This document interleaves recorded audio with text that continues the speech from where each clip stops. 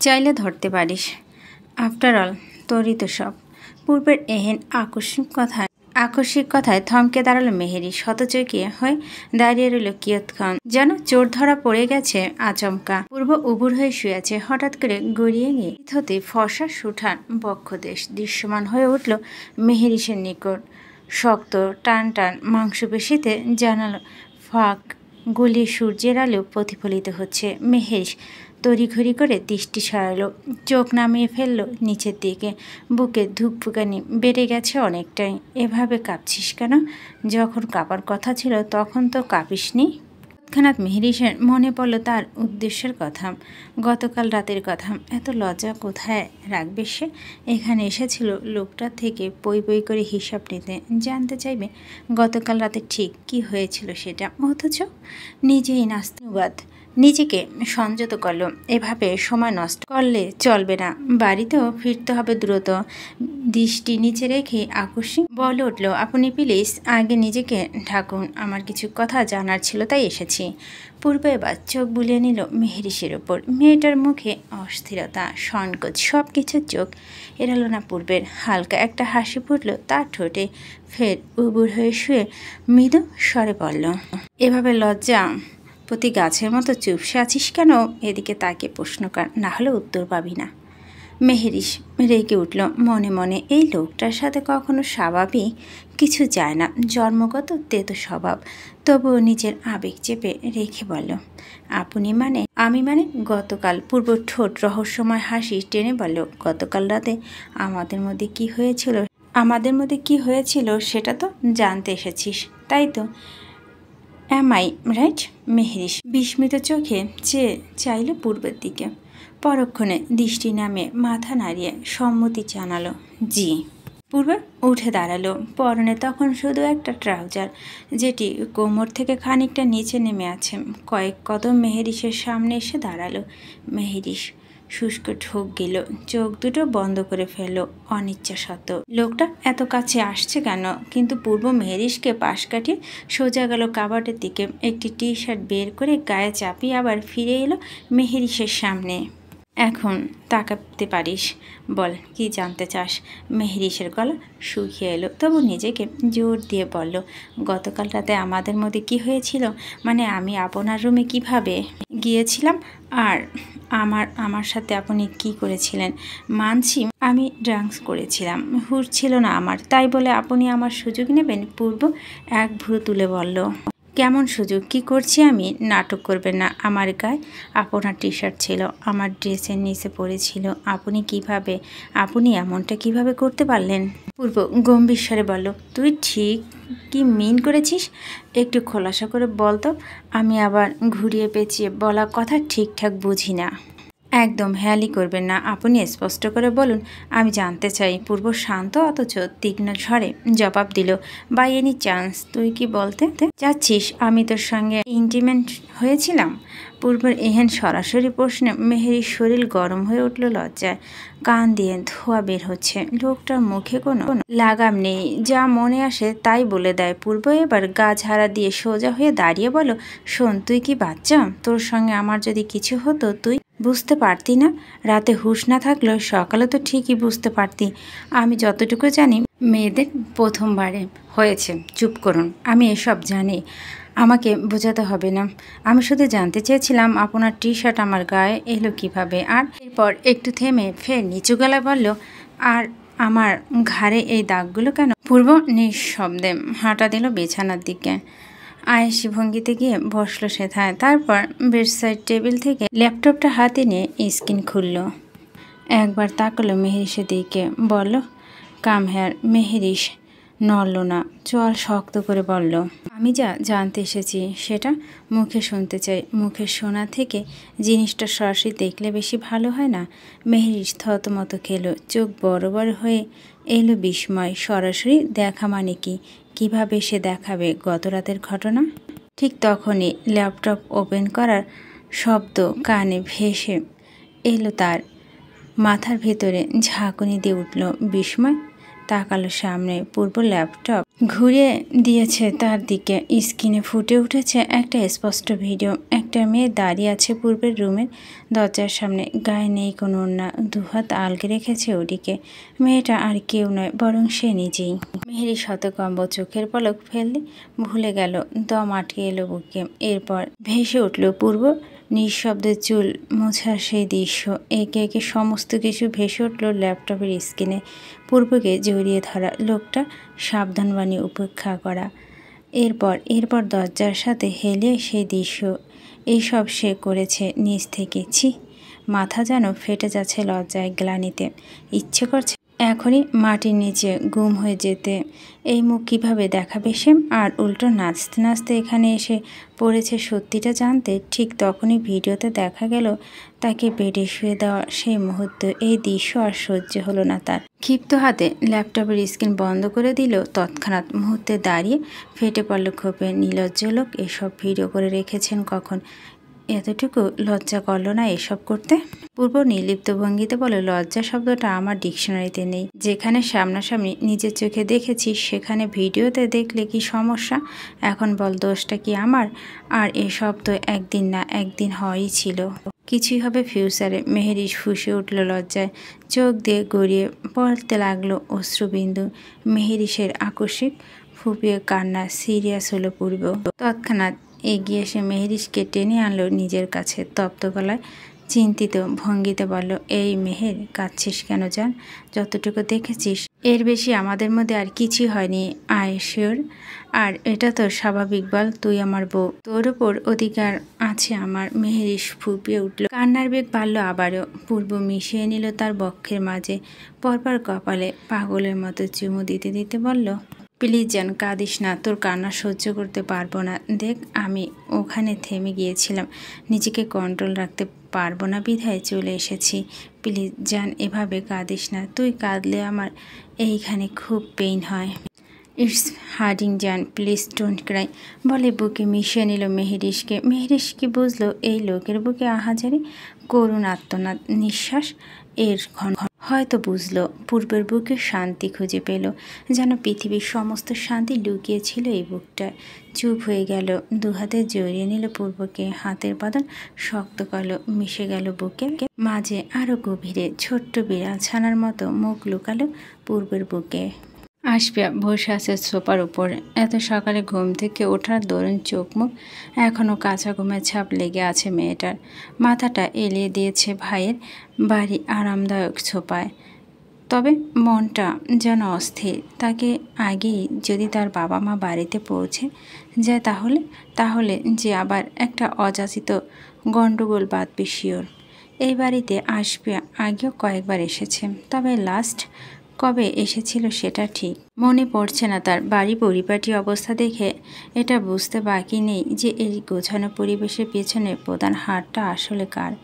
নামে তার ভাইয়ের বাড়ি হলো এই বাড়ির সৌন্দর্য পিছনে ব্যাপক অবদান রয়েছে সাব্বিরের।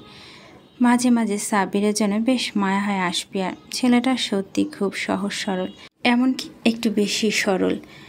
এখনকার দিনে এত সরল মানুষ আদৌ হয়? এই সাব্বির, পানি নেই কেন বাথরুমে? বা জলদি পানির ব্যবস্থা কর। সেই কখন থেকে ডাকছি কানে, শুনতে পাস না? চমকে উঠল আসপিয়া। ভুরু কুচকে তাকালো শব্দের উৎসর দিকে। আর পর মুহূর্তে তার চোখে যেন রসগোল্লার মতো বড় হয়ে গেল সামনে তাকানো সবই। বাথরুমের দরজায় দাঁড়িয়ে আছে আধ ভেজা এক মানব। কোমরে শুধু একটা সপের তলে পেঁচানো, মাথা ভর্তি ফেনা, চোখে মুখে সাবানের গাঢ় আস্তরণ। চোখ আধ বোঝা, মুখটা বিরক্তিতে কুঁচকে আছে। এক হাতে কোমর বেজানো তোয়ালাটা গিট্টু চেপে ধরে রেখেছে সে। এই আধ ভেজা মানবটা আর কেউ নয় বরং তন্ময়। আসপিয়া বুক ধপ করে উঠল। এভাবে অনাকাঙ্ক্ষিতভাবে তন্ময়কে নিজ ভাইয়ের বাসায় দেখতে পাবে ক্ষুণক্ষরও ভাবেনি, তাও আবার এই বেশে। ওদিকে তন্ময় তখনও ঠিক বুঝে উঠতে পারেনি যে সে একা নয়। সাব্বির থেকে কোনো উত্তর না পেয়ে এক টানে তাওয়ালা চেপে ধরে অপর হাতে চোখের উপর থাকা সাবানের ফেনাগুলো সরিয়ে কিঞ্চিত তাকালো, যেন মাথায় বিনা মেঘে বাজ পড়ল তার। আশ্চর্য, তন্ময়ের চোখে বিস্ফোরিত হলো। শরীরটা টান টান করে দাঁড়িয়ে রইল হতগম্ব নয়নে। এই সময় সাব্বির পরনে বড় ট্রাউজার আর গায়ে এডিসারের টি শার্ট জড়িয়ে বেরিয়ে এলো নিজ রুম হতে। পরপর চোখ পড়ল বসার রুমে আসবে আর তন্ময়ের উপর। তন্ময় চুপ, আসবে চুপ, তবে চুপ থাকতে পারল না সাব্বির। হঠাৎ উচ্চ শব্দে হাসিতে ফেটে পড়ল সে। সাব্বির হাসির শব্দ ধ্যান ভঙ্গ হলো আসবে আর তন্ময়ের দুজনের। তন্ময়ের মুখ লাল হয়ে গেছে লজ্জায়। এক পলক সাব্বিরের দিকে তাকিয়ে রাগে দৃষ্টি নিক্ষেপ করে দ্রুত বড় বড় কদমে ত্যাগ করল উক্ত স্থান। আসবা মুখে বিস্ময়ের সাথে সাথে একটা অস্বস্তি নিয়ে দ্রুত চোখ সরিয়ে নিল অন্যদিকে। কি দেখল সে? এইমাত্র বুকটা বেফাস গালাগালি করছে কেন এত? সকালের নাস্তা করে আসেনি বলে চোখ দুটো আলগোছে একবার বন্ধ করে পরপর তড়াক করে খুলে আসপিয়া। সাব্বির পরিস্থিতি বুঝে দ্রুত আসপিয়াকে পাশ কাটিয়ে সোজা এগিয়ে গেল বাথরুমে। দিকটায় পানির লাইনটা গত কয়েকদিন ধরে মাঝে মাঝে ডিস্টার্ব দিচ্ছে। গতকালও ঠিক করেছে সে, কিন্তু রাতের পর আবার গোলমাল করেছে মনে হয়। মূলত গতকাল বেশ রাত হয়ে যাওয়ায় তন্ময় সাব্বিরদের সাথে এ বাড়িতে রয়ে যায়।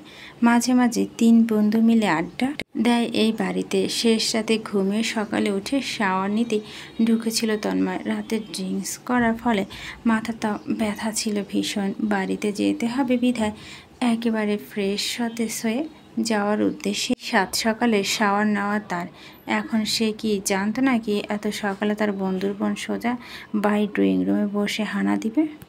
পূর্বের বুকে মাঝখানে ছোট্ট আদুরি বিড়ালের মতো গুটিয়ে আছে মেহেরিস। কাঁপা কাঁপা শরীরটা পূর্বের বলিষ্ঠ বুকে জড়িয়ে যেন নিজের সব ভয়, শূন্যতা আর বেদনা হারিয়ে ফেলছে সেই কঠিন বুকের আশ্রয়। পূর্ব নিজে দুহাতে বাহু বন্ধনে শক্ত করে আলগে রেখেছে মেহেরিসকে, যেন ছাড়লেই হারিয়ে যাবে অদৃশ্য কোনো গহ্বরে। মুহূর্তেই আবেগে হুঁশ হারানো মেহেরিস ধীরে ধীরে ফিরে পায় নিজের চেতনা। আবেশে বসে তাড়নায় হঠাৎই ভিতরে এক তীব্র অস্থিরতা জেগে উঠল তার। এক সময় নিজেকে ছাড়িয়ে নিতে চায় সে, তবে পূর্ব এতে নারাজ। ছাড়বে না সে তার বউকে। এক পর্যায়ে মেহেরিস নিজেকে ছাড়ানোর জন্য মুচড়ামুচড়ি করতে নিলে বিনিময়ে যেন পূর্বের হাতের বাঁধন আরও ধীর হয়ে আসে। মেহেরিসের মাথা থুতমি ঠেকিয়ে আবেশি অস্ফুট স্বরে আওড়ায়, নড়িস না, ভালো লাগছে। এই ছোট্ট এতটুকু কথায় কি ছিল কে জানে। মেহেরিসের ছোট্ট শরীরটা কেঁপে উঠল মুহূর্তে। ঝিরঝিরে উঠল সর্বাঙ্গ। কম্পন মিশ্রিত কণ্ঠে আওড়ালো, ছাড়ুন পূর্ব ভাই, আমি হারিয়ে যাচ্ছি না। একে তো ভাই বলে সম্বোধন, তার উপরে আবার হারিয়ে যাওয়ার কথা শুনতেই পূর্ব মস্তিষ্কে যেন আকস্মিক বিস্ফোরণ ঘটে।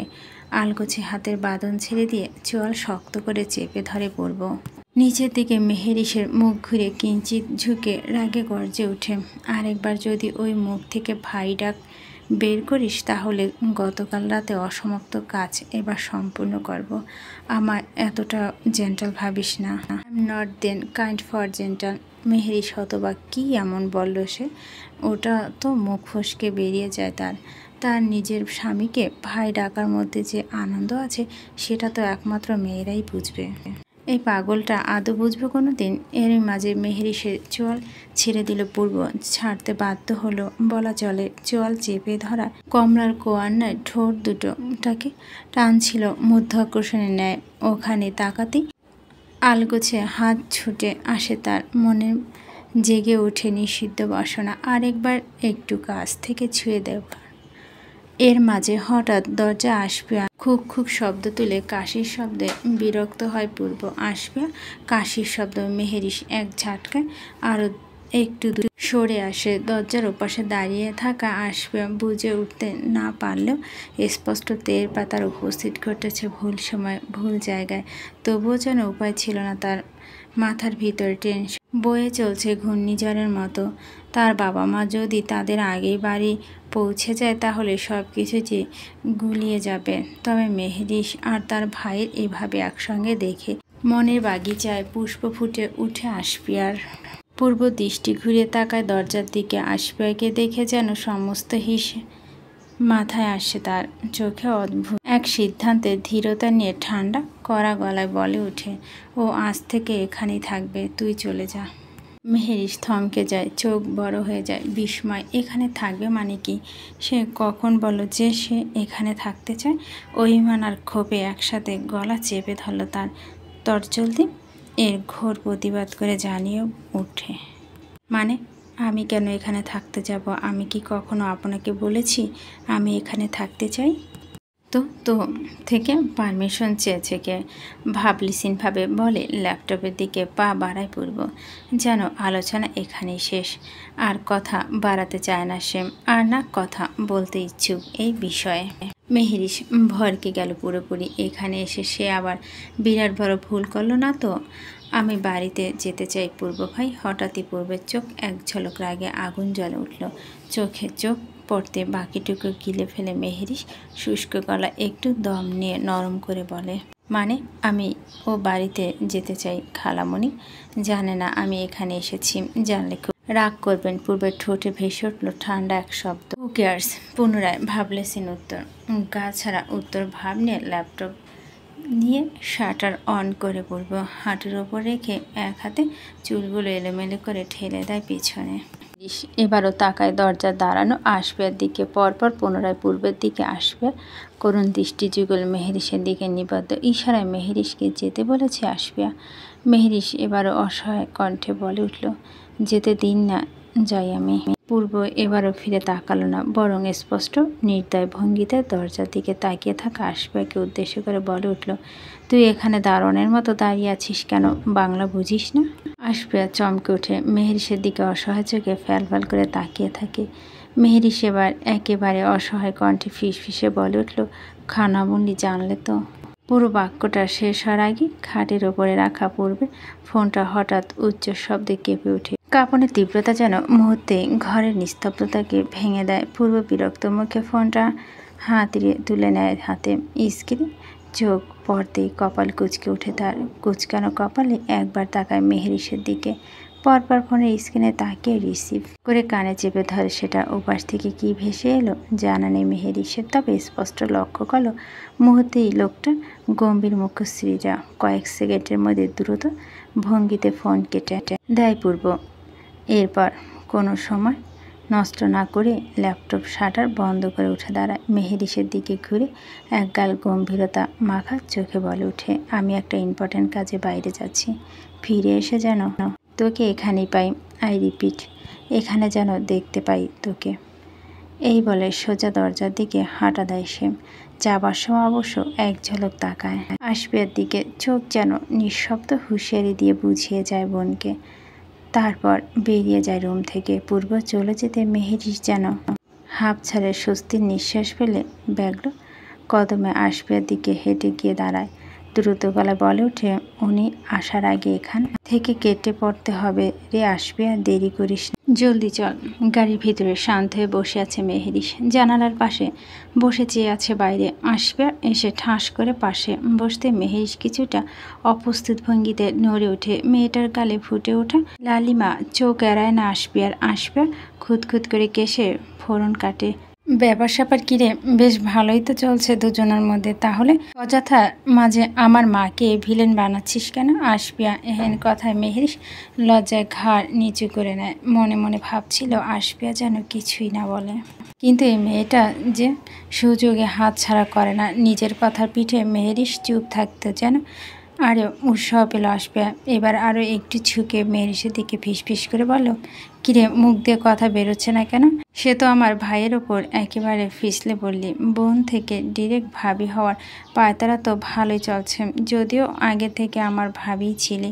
এখন কেবল রিচুয়াল পালার অপেক্ষা। ইস, কবে যে ফুপি টুপি ডাক শুনবো। ছোট ছোট বাচ্চারা আমি বাড়িতে আসার সবে আমার কাছে বায়না ধরবে, ফুপি আমার চকলেট কিনে দেওয়া বলে। আসফিয়া ডিরেক্ট বাচ্চা কাচ্চা প্রসঙ্গে মেহেরিশ লজ্জা যেন আর গুটিয়ে গেল। মাথাটা নিচু করে চুপচাপ বসে থম মেরে আসফিয়া মুখে ভাবি ডাক শুনে মনে মনে কেমন যেন একটা অদ্ভুত আনন্দের স্রোত বয়ে গেল তার ভিতর দিয়ে। মনে হলো এই ডাকে যে সব অনিশ্চয়তা পোষণ ঘটে। নিজের অজান্তে ঠোঁটের কোণে মৃদু হাসি ফুটে উঠল মেহেরিশের।